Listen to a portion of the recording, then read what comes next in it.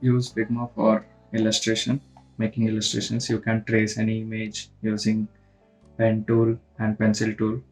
Pen tool works similar to Adobe Illustrator pen tool, which is a very good feature. You also have basic shapes such as rectangle, line, arrow, ellipse, polygon, etc.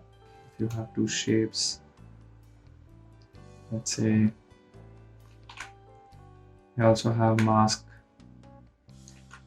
Here you have Boolean, union, subtraction, intersection.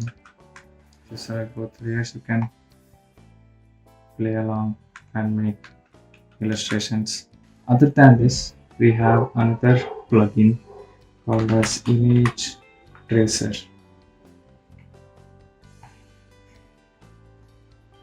So we don't have any image selected.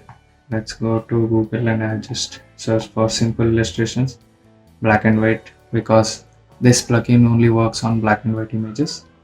Let's copy the image, come and paste our image here, and now I go to Image Tracer again,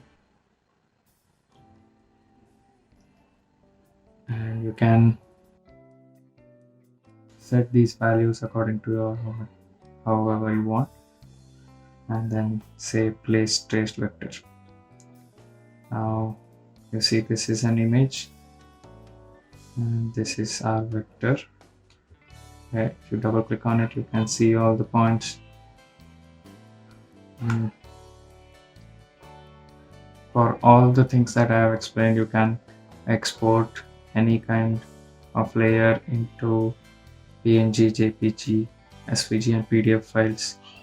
You can also preview what you are exporting here. Now you can change the color to whatever color you want. But while you are running Image Tracer, make sure your image is black and white. Otherwise the plugin will tell you that it is processing, but it will take a long time. It won't do a good job. Make sure your image is black and white and then trace.